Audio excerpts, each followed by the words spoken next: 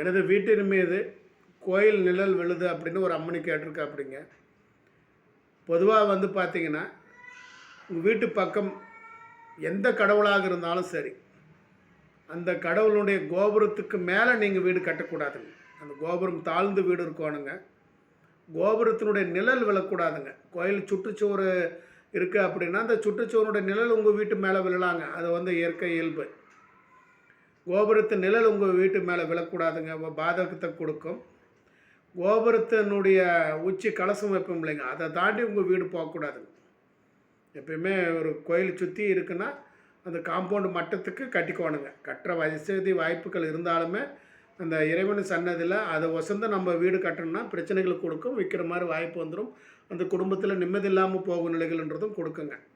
இதெல்லாம் உண்மைதாங்க. அந்த மாதிரி விஷயங்களை கேட்டு தெரிஞ்சுக்கோங்க. அனைவருக்கும் அனைத்தும் கிடைக்கட்டும். நன்றி, வணக்கம்.